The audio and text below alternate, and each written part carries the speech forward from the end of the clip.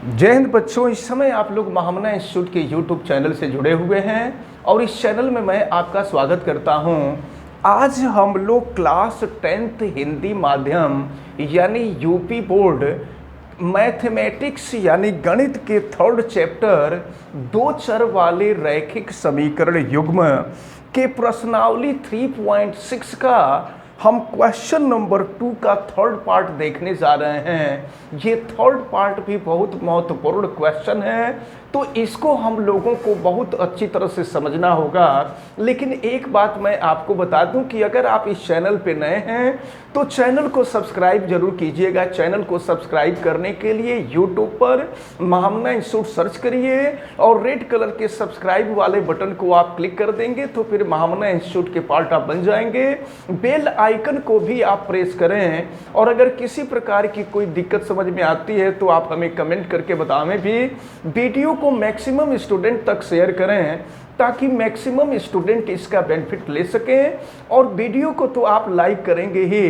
तो चलिए शुरू करते हैं प्रश्नावली 3.6 का क्वेश्चन नंबर 2 का थर्ड पार्ट। देखें थर्ड पार्ट है क्या। रूही, क्वेश्चन जरा देखिए आप अपने बुक में। रूही 300 किलोमीटर की दूरी पर स्थित अपने घर जाने के लिए कुछ दूरी रेलगाड़ी द्वारा एवं कुछ दूरी बस द्वारा तय करती है।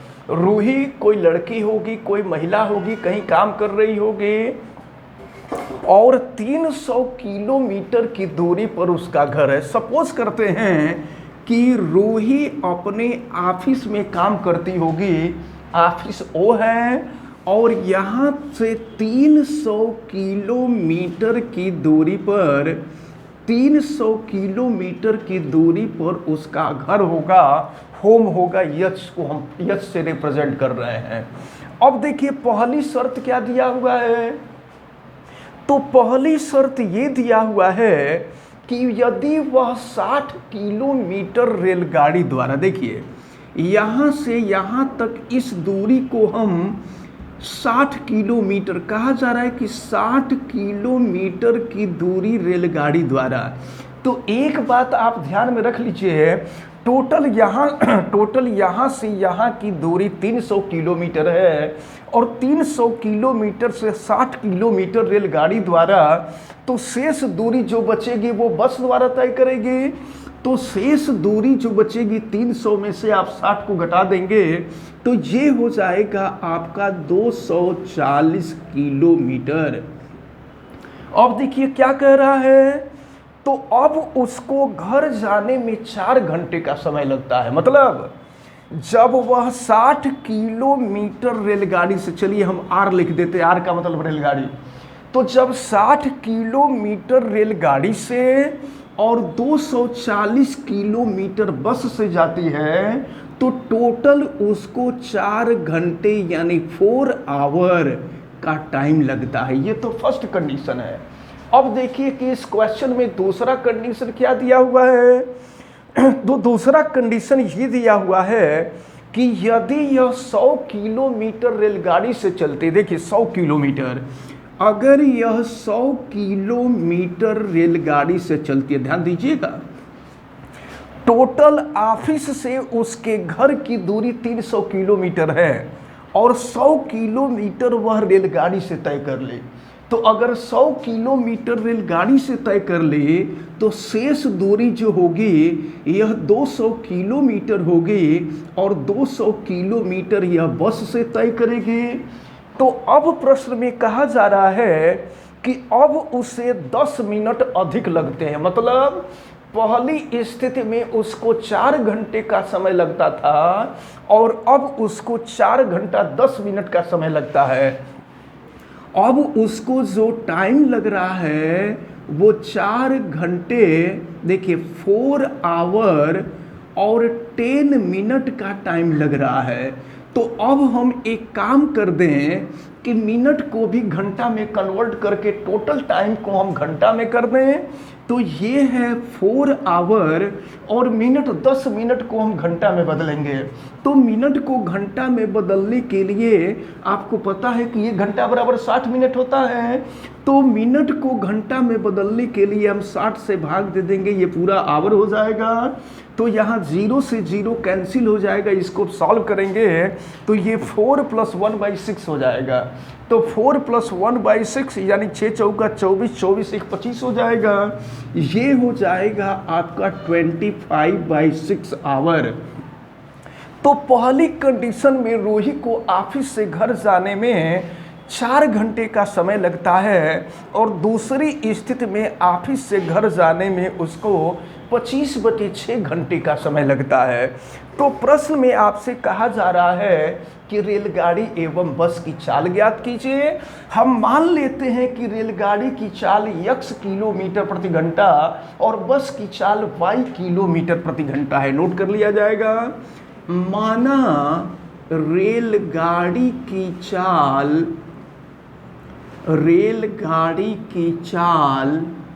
x किलोमीटर प्रति घंटा एवं बस की चाल y किलोमीटर प्रति घंटा है। अब हम प्रथम कंडीशन देखेंगे, फर्स्ट स्थिति देखेंगे। तो देखते हैं कि फर्स्ट स्थिति में क्या है, जरा ध्यान दीजिएगा। अब हम देखते हैं, हम मान लेते हैं पहली कंडीशन में हम मान लेते हैं कि 60 किलोमीटर की दूरी तय करने में टाइम t1 घंटा लग रहा है, और 240 किलोमीटर की दूरी तय करने में t2 घंटा लग रहा है। तो ज़रा देखिए, t1 घंटे तक वह रेल से गई और t2 घंटे तक वह बस से गई, और टोटल टाइम जो लग रहा है वो 4 घंटे का लग रहा है। तो पहले वाला समय t1 है और बाद वाला समय t2 है, और टोटल जो टाइम लग रहा है वो 4 घंटे का लग रहा है। और आपको पता है कि समय बराबर दूरी बटा चाल होता है। तो चलिए हम पहले निकालते हैं t1। तो t1 बराबर हो जाएगा, ये समय है, समय बराबर दूरी। देखिए पहले वाली जो दूरी है वह 60 किलोमीटर है, और रेलगाड़ी की जो चाल है वो x किलोमीटर प्रति घंटा है। तो पहली स्थिति में समय निकल गया, समय बराबर दूरी बटा में चाल। फिर दूसरी स्थिति हम t2 पर आते हैं। तो दूसरी स्थिति में जो दूरी है वो 240 किलोमीटर है, और चाल कितनी है, y किलोमीटर प्रति घंटा है। तो ये हो जाएगा 240 बटा में y, और ये बराबर हो गया 4। मतलब रेलगाड़ी के द्वारा लगा हुआ समय 60 बटा में x घंटा, और बस के द्वारा जो लगा हुआ समय है ये 240 बटा में y घंटा, और टोटल जो टाइम है वो 4 घंटा है प्रश्न के अनुसार। अब देखिए, हम चाहें तो एक काम भी कर सकते हैं, हम 4 से दोनों पक्षों में भाग दे सकते हैं। 4 से भाग दे देंगे, थोड़ा सा आसान हो जाएगा। चलिए 4 से इसमें भाग दे देते हैं, 15 हो जाएगा। 15 बटा में x, और 4 से इसको भी भाग दे देंगे तो ये हो जाएगा 60 बटा में y होगा, और ये बराबर हो जाएगा 1। इसको हम समीकरण नंबर 1 मान लेते हैं। तो ये फर्स्ट कंडीशन थी, ये प्रथम स्थिति थी। अब इसके बाद हम द्वितीय स्थिति को देखते हैं कि द्वितीय स्थिति में क्या होता है। ध्यान दीजिएगा, द्वितीय स्थिति हम मान लेते हैं। देखिए दूसरी स्थिति में रूही रेलगाड़ी से 100 किलोमीटर जा रही है और बस से 200 किलोमीटर जा रही है। तो हम मान लेते हैं कि 100 किलोमीटर की दूरी तय करने में t1 डैश घंटे का समय लग रहा है, और 200 किलोमीटर की दूरी तय करने में t2 डैश घंटे का समय लग रहा है। और टोटल टाइम कितना लग रहा है दूसरी स्थिति में, तो ये 25 बटा 6 घंटा है। तो पहले वाला समय था t1 डैश, और दूसरा वाला समय था T2 डैश, और टोटल टाइम दिया हुआ है 25/6 घंटा। अब चलिए देखिए T1 डैश, समय बराबर दूरी बटा चाल, तो यहाँ से यहाँ तक की जो दूरी है 100 किलोमीटर है, और चाल है रेलगाड़ी की चाल x किलोमीटर प्रति घंटा है, प्लस T2 डैश, तो यहाँ भी समय बराबर दूरी बटा चाल, यहाँ से यहाँ की दूरी है 200 किलोमीटर, और बस की जो चाल है y किलोमीटर प्रति घंटा, और टोटल जो टाइम है ये 25/6 है। अब हम चाहें तो 25 से इसको भाग भी दे सकते हैं, 25 से भाग दे देंगे थोड़ा सा आसान हो जाएगा। तो चलिए अगर 25 से भाग दे दें तो 25 चौका 100 हो जाएगा, ये 4/x हो गया। अब 25 से भाग दे देंगे 8/y हो जाएगा, और फिर 25 से भाग दे देंगे तो ये 1/6 हो जाएगा। ये हुआ इक्वेशन नंबर 2। अब जानते हैं क्या करेंगे, अब इन दोनों समीकरणों को रैखिक समीकरण युग्म के रूप में बदलेंगे, और रैखिक समीकरण युग्म के रूप में बदल करके सॉल्व करेंगे। तो इसके लिए जो है हम 1/x, देखिए फिर मानेंगे यहाँ 1/x = p मान लेंगे, और 1/y = q मान लेंगे। रखते हैं समीकरण 1 में, तो समीकरण 1 में देखिए क्या मिलेगा, ये है 15 × 1/x, तो 15 और 1/x के जगह पे p हो जाएगा, फिर 60 और 1/y के जगह पे q हो जाएगा, ये हो गया, ये = 1 हो जाएगा। इसको हम इक्वेशन नंबर 3 मान लेते हैं। और फिर दूसरे वाले कंडीशन को हम देखें तो ये है 4/x, तो 4, 1/x के जगह पे p, और 8, 1/y के जगह पे q, और ये हो जाएगा 1/6। ये हो गया आपका इक्वेशन नंबर 4। अब हम इक्वेशन 3 और 4 को सॉल्व करेंगे। चलिए अब हम लोग इक्वेशन 3 और इक्वेशन 4 को सॉल्व करते हैं। इसको फिर वहाँ लिख लिए हैं, और इसके लिए देखिए ऐसा किया जाए कि हम लोग यहाँ पर विलोपन विधि अपनावें, और विलोपन विधि अपनाने के लिए या तो p को बराबर करना होगा या तो q को बराबर करना होगा। अच्छा, अगर समीकरण 3 में 4 से और समीकरण 4 में 15 से गुणा कर दें तो p बराबर हो जाएगा। और चलिए देखिए हम सॉल्व करते हैं। फिर हम अब लिखा जाएगा समीकरण 3 में 4 से, समीकरण 3 में 4 से एवं समीकरण 4 में 15 से गुणा करने पर, 15 से गुणा करने पर देखिए क्या मिल रहा है गुणा करने पर। तो हम समीकरण 3 में 4 से गुणा कर रहे हैं तो 15 चौके 60 हो जाएगा, और फिर 4 से गुणा कर रहे हैं यहाँ 240 क्यू हो जाएगा, और ये हो जाएगा 4। अब यहाँ आ जाइए, दूसरे समीकरण नंबर 4 में हम गुणा करते हैं 15 से, तो 15 चौका 60 हो जाएगा। अब फिर 15 से गुणा करें तो 120 हो जाएगा, और फिर 15 से गुणा कर दें तो ये हो जाएगा आपका 15/6। आप इसको चाहें तो 3 से कटा भी सकते हैं, तो ये 3 × 5 = 15 हो जाएगा, और ये हो जाएगा 3 दूना 6। तो 15/6 के जगह पे हम चाहें तो 5/2 भी लिख सकते हैं, ये हो जाएगा 5/2।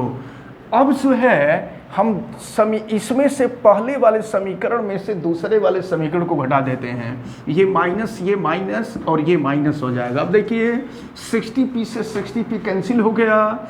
अब ये 240q और ऋण 120q, तो 240 में से 120 घटा देंगे तो 120q हो जाएगा, और ये हो जाएगा 4 - 5/2। फिर सॉल्व करिए, 120q बराबर, ये देखिए 4 दूना 8, 8 में से 5 गया, क्या हो जाएगा 3, 3/2 हो गया। अब अगर यहाँ से q की वैल्यू निकालें तो 3/2 और 120 यहाँ आ जाएगा। फिर 3 से आप इसको कटा सकते हैं, 3 चौके 12 40 हो जाएगा। तो Q बराबर 1 बटा में ये 40 में 2 का गुणा कर देंगे तो 80 हो जाएगा। और Q का मान क्या है, Q इजकल टू 1/y है, तो 1/y इजकल टू 1/80 हम क्रॉस मल्टीप्लिकेशन कर देंगे तो y इजकल टू हो जाएगा 80 किलोमीटर पर आवर। और y क्या है, बस की चाल है, इसका मतलब बस की चाल 80 किलोमीटर प्रति घंटा है। अब देखिए Q का मान निकल गया। अब Q का मान हम रख लेते हैं, किसी में भी रख सकते हैं। Q का मान हम समीकरण 4 में रख देते हैं। आप नोट कर लीजिए, Q इजकल टू 1/80 समीकरण 4 में रखने पर देखिए मैं सॉल्व कर रहा हूँ। ये है 4p और प्लस 8Q की वैल्यू जो है, Q की वैल्यू है 1/80 और इजकल टू है 6। फिर 8 से इसको कटा देंगे 10 हो जाएगा, तो 4p प्लस हो जाएगा 1/10 इजकल टू 6।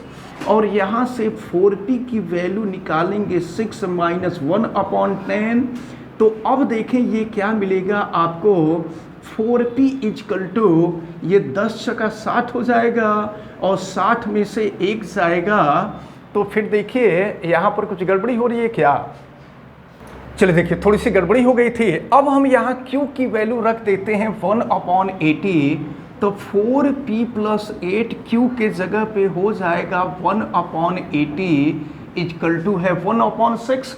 फिर ये हो जाएगा आपका 4p और 8 से इसको कैंसिल कर देंगे तो 10 हो जाएगा 1/10 इजकल टू 1/6। तो 4p इजकल टू 1/6 माइनस 1/10 हो जाएगा। और फिर 4p की वैल्यू निकालेंगे, ये 60 हो गया इसका एलसीएम, 6 से भाग देंगे 10 हो जाएगा, फिर 10 से भाग दे देंगे 6 हो जाएगा। तो 4p इजकल टू 10 में से 6 गया 4, 4 बटा में 60 हो गया। फिर यहाँ 4 से 4 कैंसिल हो जाएगा, तो p बराबर हो जाएगा 1/60 और p की वैल्यू है 1/x, 1/x is equal to 1/60। Cross multiplication कर दीजिए, x equal to 60 kilometre per hour. और x क्या है, रेलगाड़ी की चाल है, तो हम कह देंगे कि अतः रेलगाड़ी की चाल 60 किलोमीटर पर आवर और बस की चाल 80 किलोमीटर पर आवर है। यही आपसे पूछा जा रहा था। हमें उम्मीद है कि ये क्वेश्चन आप सबको अच्छी तरह से समझ में आया होगा। आप वीडियो को लाइक ज़रूर कीजिएगा, चैनल पे नए हैं तो चैनल को सब्सक्राइब भी कीजिएगा। चैनल सब्सक्राइब करने के लिए यूट्यूब पर महामना इंस्टीट्यूट सर्च करके आप सब्सक्राइब वाले रेड बटन को क्लिक कर दीजिए। और अगर किसी प्रकार की कोई दिक्कत समझ में आती है तो आप हमें कमेंट करके बताएं, बेल आइकन को भी प्रेस करें। आप सभी लोगों का बहुत बहुत धन्यवाद। जय हिंद।